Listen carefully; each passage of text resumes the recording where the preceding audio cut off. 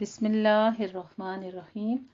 الحمدللہ ہمارے پارے 11 یعتذرون کا چوتھا رکوع یعنی کہ لاسٹ سیشن سٹارٹ ہوتا ہے آیت نمبر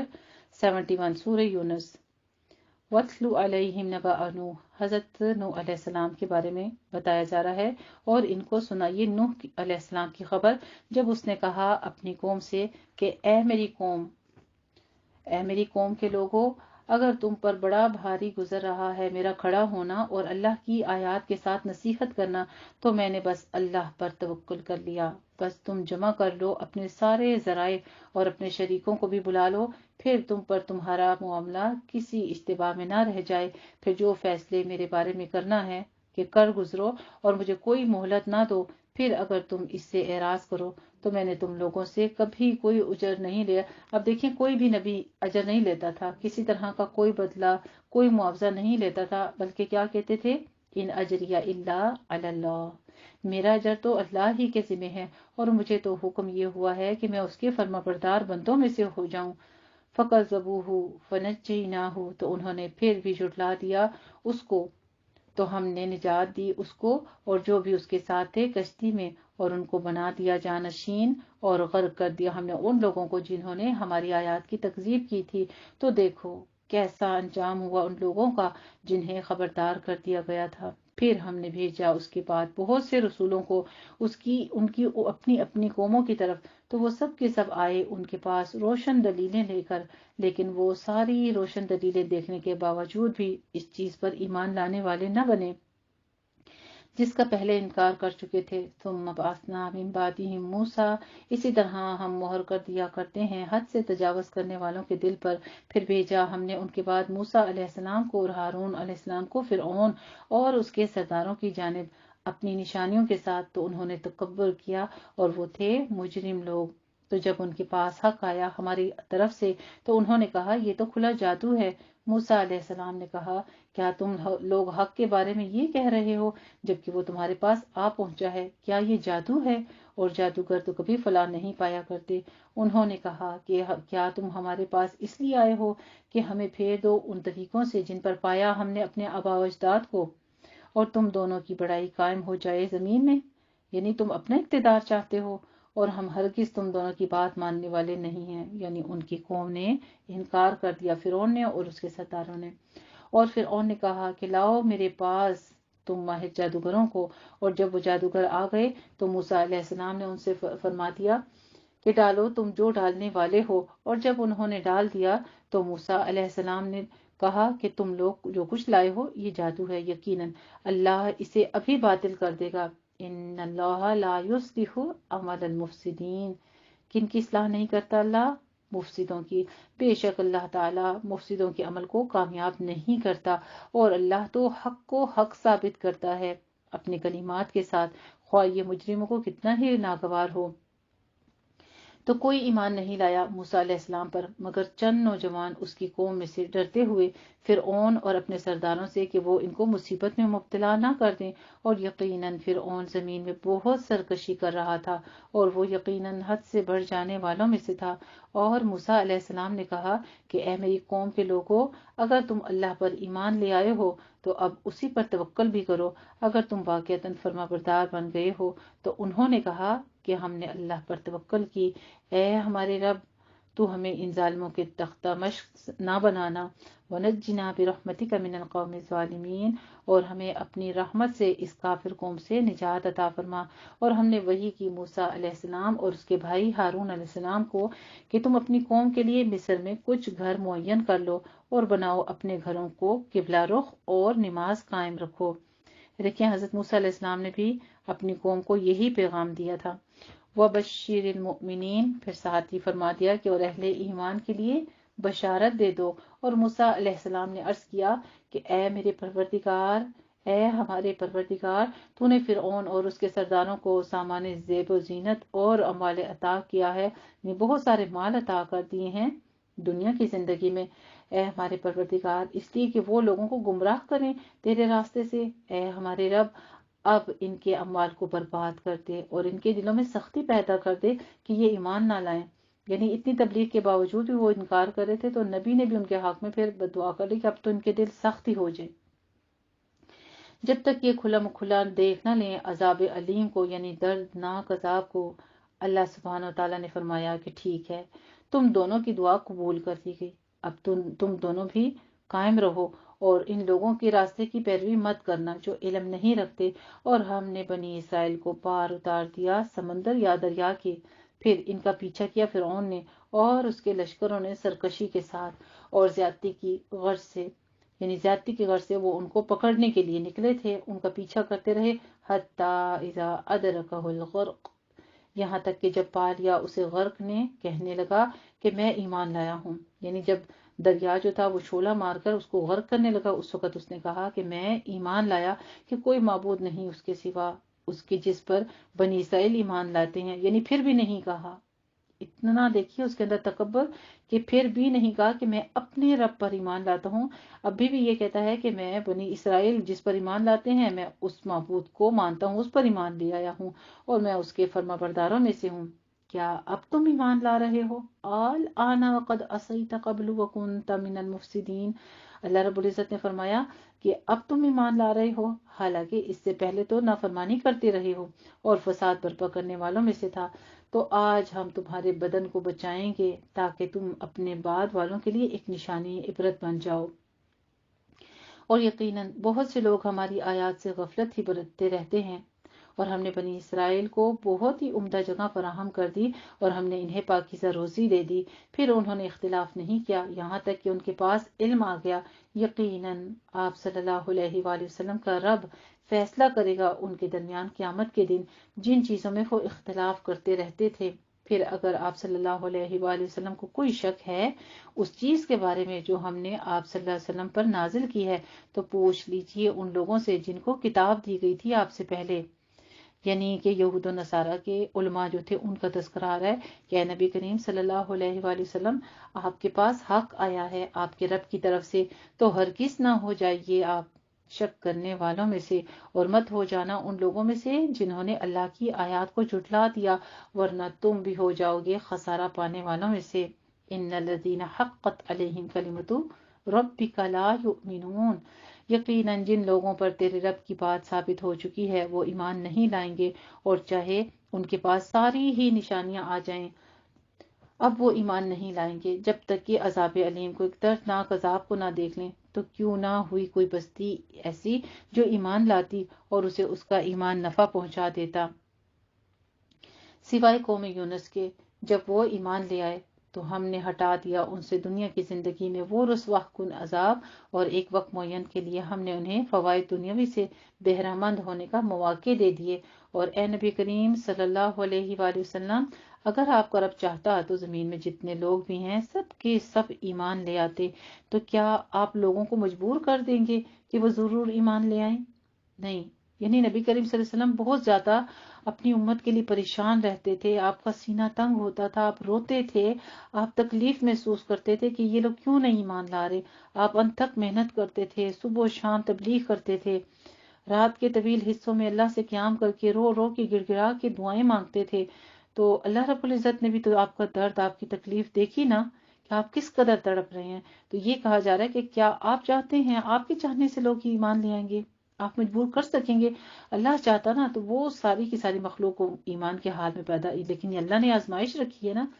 وَمَا كَانَ لِنَفْسٍ أَن تُؤْمِنَ إِلَّا بِإِذْنِ اللَّهِ، کسی جان کے لیے ممکن نہیں ہے کہ وہ ایمان لائے مگر اللہ کے اذن کے ساتھ، اور وہ گندگی مسلط کر دیتا ہے ان لوگوں پر جو عقل سے کام نہیں لیتے۔ ان سے کہیے کہ دیکھو جو کچھ آسمانوں اور زمین میں ہے، لیکن یہ نشانیاں اور ڈراوے ان لوگوں کے کچھ کام نہیں آتے، یعنی وہ غور و فکر کریں بھی تو ان کو سمجھ نہیں پڑتی جو ایمان نہیں لانا چاہتے۔ تو کیا یہ منتظر ہیں اسی طرح کے دنوں کے جیسے ان سے پہلے لوگوں پر گزر چکے ہیں؟ فَانْتَظِرُوا إِنِّي مَعَكُمْ مِنَ الْمُنْتَظِرِينَ، کہہ دیجئے کہ بس انتظار کرو، میں بھی تمہارے ساتھ انتظار کرنے والوں میں سے ہوں۔ پھر ہم نجات دیتے رہے ہیں اپنے رسولوں کو اور اہل ایمان کو، اسی طرح ہمارے اوپر حق ہے کہ ہم اہل ایمان کو نجات دے دیں۔ قُلْ يَا أَيُّهَا النَّاسُ إِن كُنتُمْ فِي شَكٍّ مِّن دِينِي، پھر لوگوں سے خطاب کرتے ہیں اللہ سبحانہ و تعالیٰ کہ اے نبی کریم صلی اللہ علیہ وآلہ وسلم آپ کہہ دیجئے کہ اے لوگو، اگر تمہیں میرے دین کے بارے میں کوئی شک ہے تو جان لو کہ میں ہرگز نہیں پوچھنے والا ان کو جن کو تم پوچھتے ہو اللہ کے سوا، بلکہ میں تو پوجوں گا یا میں تو عبادت کروں گا اسی اللہ کی جو تمہیں قبض کرے گا، یعنی تمہیں وفات دے گا، تمہیں موت دے گا، اور مجھے حکم ہوا ہے کہ میں ایمان لانے والوں میں سے ہو جاؤں۔ کتنی واضح دلائل ہیں اللہ سبحانہ تعالیٰ کی آیات مبارکہ کی عبادت کس کی کرنی چاہیے، جس نے زندگی دی ہے اور جو موت دے گا۔ اتنا تو سب کو پتا ہے، اگر ہندو بھی ہیں تو وہ بھی کہتے ہیں کہ بھگوان نے موت دینی ہے، زندگی بھگوان عطا کرتا ہے۔ اسی طرح مومن کو تو ایمان کامل یہی ہے کہ اللہ سبحانہ تعالیٰ کی وحدانیت صرف اور صرف اس کی عبادت کرے، کیونکہ زندگی ہی اس نے دی ہے، اس بات پر ایمان قائم رکھے۔ وَأَنْ أَقِمْ وَجْهَكَ لِلدِّينِ حَنِيفًا، اور یہ کہ آپ اپنا رخ سیدھا رکھیے دین کی طرف یکسو ہو کر، اور ہرگز نہ ہو ان مشرکوں میں سے، اور مت پکاریے اللہ کے سوا ان کو جو نہ تمہیں نفع دے سکتے ہیں نہ نقصان دے سکتے ہیں۔ کتنی واضح دلائل آیات مبارکہ یہ ہمارے پاس موجود ہیں۔ قرآن اگر کھولیں ہم پڑھیں تو ہمیں اللہ سبحانہ تعالیٰ کیا آرڈر کر رہے ہیں کہ مت پکارو، لائے نہیں ہے یہ کہ مت پکارو ان کو جو تمہیں کوئی نفع نقصان نہیں دے سکتے، اور اگر بالفرض آپ نے ایسا کیا تو پھر آپ بھی ظالموں میں سے ہو جائیں گے۔ اور اگر اللہ آپ کو کوئی ضرر پہنچانا چاہے، کوئی تکلیف پہنچانا چاہے تو کوئی نہیں ہے اس کو دور کرنے والا سوائے اللہ کے، اور اگر وہ ارادہ کر لے آپ صلی اللہ علیہ وسلم کے ساتھ بھلائی کا تو اس کے فضل کو لوٹانے والا کوئی نہیں ہے، یعنی اللہ کا فضل جس پہ ہو جائے اس کے فضل کو کوئی دوسرا رد نہیں کر سکتا، نہیں ہٹا سکتا۔ وہ پہنچاتا ہے اس فضل کو اپنے بندوں میں سے جسے وہ چاہتا ہے۔ وَهُوَ الْغَفُورُ الرَّحِيمُ، پھر وہی اللہ سبحانہ تعالیٰ کی خوبصورت نام و صفات غفور الرحیم بیان کی جا رہی ہیں، اور وہ بخشنے والا ہے، رحم فرمانے والا ہے۔ قُلْ يَا أَيُّهَا النَّاسُ قَدْ جَاءَكُمُ الْحَقُّ مِنْ رَبِّكُمْ، کہہ دیجئے کہ اے لوگو تمہارے پاس حق آ چکا ہے تمہارے رب کی طرف سے، تو اب جو کوئی بھی ہدایت پائے گا وہ اپنے ہی بھلے کو پائے گا،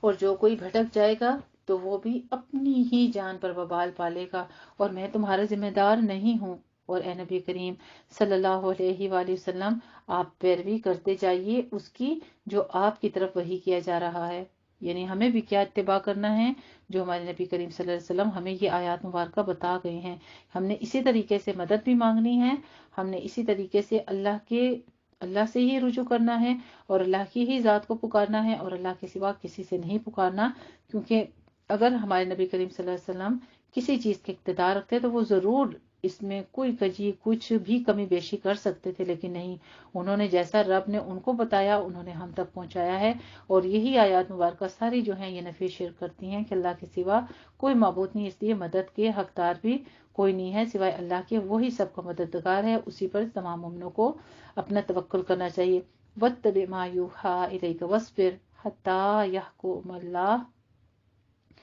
وَهُوَ خَيْرُ الْحَاكِمِينَ، اسی کی طرف آپ کو جو وحی کیا جا رہا ہے، اور صبر کیجیے یہاں تک کہ اللہ کا فیصلہ قائم ہو جائے، اللہ فیصلہ کر دے، اور یقیناً وہ بہت بڑا بہترین فیصلہ کرنے والا ہے۔ بلا ان اللہ ہوا احکم الحاکمین، ہم بھی اس بات کا اقرار کیے دیتے ہیں کہ ہاں اللہ ہی ہے تمام فیصلہ کرنے والوں سے۔ تو یہاں نبی کریم صلی اللہ علیہ وآلہ وسلم کو کیا کہا جا رہا ہے کہ آپ اپنے موقف پر جمے رہیے اور ڈٹے رہیے، مشکلات کے دباؤ کو برداشت کیجیے، لیکن اللہ ہی فیصلہ کرنے والا ہے۔ الحمدللہ رب العالمین، اللہ رب العزت نے ہمارے بہت آسان اس کے ساتھ طریقے کے ساتھ آسان عمل کے ساتھ ہمیں اس کی توفیق بھی عطا فرمائے۔ سورہ یونس ہماری مکمل ہوتی ہے اور آگے آغاز ہوتا ہے اس پارے کے آخری رکوع کا، جو کہ سورہ ہود کا آغاز ہو رہا ہے، اور سورہ ہود جو ہے اس کے 10 رکوع ہیں، جن میں سے 6 رکوع انبیاء اور رسل پر مشتمل ہیں۔ یہ سورہ چونکہ سورہ یونس کے ساتھ مل کر جوڑا بناتی ہے، اس لیے سورہ یونس کے برعکس اس میں حضرت نوح علیہ السلام کا ذکر بہت تفصیل کے ساتھ ہوا ہے، جبکہ حضرت موسیٰ علیہ السلام کا ذکر بالکل سرسری انداز میں ہے۔ تو سورہ یونس میں حضرت نوح علیہ السلام کا ذکر سرسری انداز میں ہے، اور حضرت موسیٰ علیہ السلام کا ذکر تفصیل کے ساتھ ہے۔ ان دونوں پیغمبروں کے ذکر کے درمیان میں باقی رسولوں کا ذکر اس صورت میں بالکل سورہ آراف والے انداز میں ہے، یعنی ایک ایک رکوع میں ایک ایک رسول کا تذکرہ ہوگا۔ حدیث شریف میں آتا ہے کہ حضرت ابوبکر صدیق رضی اللہ تعالیٰ عنہ نے نبی کریم صلی اللہ علیہ وآلہ وسلم سے عرض کیا یا رسول اللہ صلی اللہ علیہ وآلہ وسلم، آپ پر بڑھاپے کے آثار نمایاں ہو گئے ہیں۔ جواب میں حضرت نبی کریم صلی اللہ علیہ وآلہ وسلم نے فرمایا، شیبتنی ہود و اخواتها، مجھے سورہ ہود اور اس کے ہم مضمون صورتوں نے بوڑھا کر دیا ہے۔ یہ ترمذی کی حدیث ہے، مشکوٰۃ مصابیح کی۔ اس سے اندازہ ہوتا ہے کہ جب ان صورتوں میں پے در پے تنبیہات نازل ہو رہی تھیں تو آپ صلی اللہ علیہ وآلہ وسلم کو ہر وقت یہ اندیشہ گھلائی دیتا تھا کہ کہیں اللہ کی دی ہوئی مہلت ختم نہ ہو جائے اور وہ آخری ساتھ نہ آ جائے جب اللہ تعالیٰ کسی قوم کو عذاب میں پکڑ لینے کا فیصلہ صادر فرما دے۔ تو آپ صلی اللہ علیہ وسلم کے اندر اپنی امت کے لیے کس قدر تکلیف تھی، کتنا آپ صلی اللہ علیہ وسلم دکھ محسوس کرتے تھے، کیونکہ اس میں تنبیہات تھیں جس کا خوف تھا آپ کے اندر۔ آپ اپنی امت کے لیے پریشان ہوا کرتے تھے، ان کے لیے رب سے دعائیں مانگا کرتے تھے، ان کے لیے رویا کرتے تھے اور اللہ رب العزت سے بار بار التجائیں کیا کرتے تھے۔ تو آغاز کرتے ہیں سورہ ہود کی بارے میں۔ سورہ ہود مکی صورت ہے اور اس کے 10 رکوع ہیں، اس کی 123 123 آیات ہیں۔ سورۃ ہود، سورہ ہود بھی مکی صورت ہے اور اس کا زمان نزول بھی وہی ہے جو سورہ یونس کا تھا، اور اس کے دونوں مضامین میں مشابہت ہے۔ ٹھیک ہے، اس میں 3 عنوانات جو ہیں وہ زیر بحث ہیں، دعوت اور تبشیر اور انذار ہے اس میں، اور حضرت نوح علیہ السلام کا واقعہ جو کہ میں نے ابھی آپ کے ساتھ بیان کیا ہے، اور پھر اس کے علاوہ جو تیسری چیز ہے، اب جو اللہ کی گرفت اور عذاب آنے میں تاخیر ہو رہی ہے تو اللہ کا قانون ہے، اس کے بارے میں تذکرہ ہوگا انشاءاللہ تعالی۔ اعوذ باللہ من الشیطان الرجیم، بسم اللہ الرحمن الرحیم، الف لام را، کتاب احکمت آیاتہ ثم فصلت من لدن حکیم خبیر، اللہ تعبدوا الا اللہ اننی لکم منہ نذیر وبشیر۔ الف لام را، الف لام را یہ حروف مقطعات ہیں۔ کتاب احکمت، یہاں بھی کتاب کے ہی بارے میں واضح آیت پیش ہوئی۔ سب سے پہلے یہ وہ کتاب ہے جس کی آیات پہلے پختہ کی گئی ہیں، پھر ان کی تفصیل بیان کی گئی ہے اس ہستی کی طرف سے جو حکیم بھی ہے اور خبیر بھی ہے، یعنی تمام حکمتیں بھی جانتا ہے اور خبیر بھی ہے، خبر رکھنے والا ہے۔ سبحان اللہ، اللہ سبحانہ وتعالیٰ کے خوبصورت نام و صفات حکیم خبیر بیان کیے گئے ہیں، یعنی تمام یہ جو غیب کی خبریں ہمیں پتہ چلی ہیں وہ کون بتا رہا ہے؟ وہ اللہ ہی ہے۔ اللہ تعبدوا الا اللہ، کہ مت عبادت کرو کسی کی سوائے اللہ کے، یقیناً میں ہوں تمہارے لیے اسی کی جانب سے خبردار کرنے والا اور بشارت دینے والا، اور یہ کہ اپنے رب سے استغفار کرو، پھر اس کی جناب میں توبہ کرو، وہ تمہیں دنیاوی زندگی میں مال و متاع دے گا بہت اچھا ایک معینہ وقت تک، اور ہر صاحب فضل کو اس کے حصے کا فضل عطا کرے گا، اور اگر تم پھر جاؤ گے تو مجھے اندیشہ ہے تم پر ایک بڑے ہولناک دن کے عذاب کا، اللہ ہی کی طرف تم لوٹا دیے جاؤ گے، تم کو لوٹ کر جانا ہے اور وہ ہر چیز پر قادر ہے۔ الا انہم یثنون صدورہم، خبردار سنو یہ لوگ اپنے سینوں کو دوہرا کرتے ہیں تاکہ اللہ سے چھپ جائیں، یعنی بات سنتے ہیں اور انسنی سی کر لیتے ہیں، اپنے سینوں کو کیا کرتے ہیں؟ موڑ رہے ہیں، دوہرا کرتے ہیں کہ اللہ سے چھپ جائیں۔ آگاہ ہو جاؤ کہ جب وہ اپنے اوپر اپنے کپڑے لپیٹتے ہیں تب بھی اللہ جانتا ہے جو کچھ وہ چھپا رہے ہوتے ہیں اور جو کچھ وہ ظاہر کر رہے ہوتے ہیں، وہ تو اس کو بھی جانتا ہے جو کچھ کے سینوں کے اندر ہے۔ تو اللہ سبحانہ وتعالیٰ ہر چیز کے راز کو جانتا ہے۔ انبیاء رسل کے قرآن میں بشیر اور نذیر کے الفاظ بار بار آتے ہیں، جیسے کہ سورہ نساء میں بھی آ چکے ہیں، اور یہاں پر بھی یہی جو اس سے فضل سے مراد ہے، یعنی جو بھی فضل کا مستحق ہوگا اللہ تعالیٰ اسے اپنے فضل سے ضرور عطا کرے گا۔ تو ہمیں اللہ سبحانہ تعالیٰ کے ہر حکم پر کیا کرنا ہے؟ سمعنا وَأَطَعْنَا غُفْرَانَكَ رَبَّنَا وَإِلَيْكَ الْمَصِيرُ، نہ اپنے دلوں کو ٹیڑھا کرنا ہے کہ اوپر سے ہم اقرار کر لیں، قرآن کی آیت پڑھیں بھی، سنیں بھی اللہ کے حکم، اور دلوں میں ہمارے کیا ہو کہ ہم نے کون سا ماننا ہے یا ہم نہیں مان سکتے، ہمارا معاشرہ ہمارا ماحول ایسا نہیں ہے۔ نہیں، ایسا نہیں کرنا ہے، کیونکہ اللہ سبحانہ تعالیٰ تو دلوں کے بھید بھی جان رہا ہے۔ کتنا بڑا یہاں پہ نوٹس دیا جا رہا ہے۔ صحابہ کرام جب یہ آیات مبارکہ ان کے سامنے آپ صلی اللہ علیہ وسلم نے تلاوت کی تو وہ بہت ڈر گئے اور خوفزدہ ہو گئے کہ یا رسول اللہ، دلوں میں تو اچھے برے خیالات بھی آتے ہیں، تو کیا اب دلوں کے ان خیالات پر بھی پکڑ ہوگی؟ کیونکہ اللہ تو سب کچھ جانتا ہے، دلوں کے بھید بھی۔ تو آپ صلی اللہ علیہ وسلم نے فرمایا کہ نہیں، دل میں اگر کوئی برا خیال آئے اور وہ کر گزرو تو ایک گناہ ملے گا، اسی کے اوپر سزا ہے۔ جبکہ دل میں کوئی نیکی کی انسان رغبت کرے، کسی نیکی کا خیال آئے اور وہ نیکی کر گزرے تو اس کو 10 نیکیوں کا ثواب ملے گا۔ سبحان اللہ۔ تو یہ ہے ہمارا رب اور یہ ہمارے نبی کریم صلی اللہ علیہ وسلم۔ یہ تھی ایسی پوشیدہ خبریں جو کہ ہم پہلے نہیں جانتے تھے، اللہ رب العزت نے اس قرآن حکیم کے ذریعے سے ہم تک پہنچا دی۔ الحمدللہ رب العالمین۔ سورہ ہود آیت نمبر 5 پر ہمارا پارہ تکمیل ہوتا ہے۔ اللہ رب العزت سے دعا کرتے ہیں کہ جو کچھ ہم نے اس بارے میں پڑھا، سیکھا، سمجھا، جتنا فہم حاصل کیا، جو کمی کوتاہی ہم سے ہوئی، اللہ جو بھول چوک ہو گئی، غلطی خطا ہوئی، اس کو معاف فرماتے ہوئے اپنی بارگاہ میں مقبول فرما لینا، اور اس کو ہمارے لیے جنت میں نجات کا ذریعہ بنا دینا، قبر میں عذاب کا نجات کا ذریعہ بنا دینا، اور ہماری زندگیوں میں اس کو ہماری ہدایت کا رہنمائی کا ذریعہ بنا دینا۔ آمین یا رب العالمین۔ وآخر دعوانا الحمدللہ رب العالمین۔ جزاکم اللہ احسن الجزاء۔ السلام علیکم ورحمۃ اللہ وبرکاتہ۔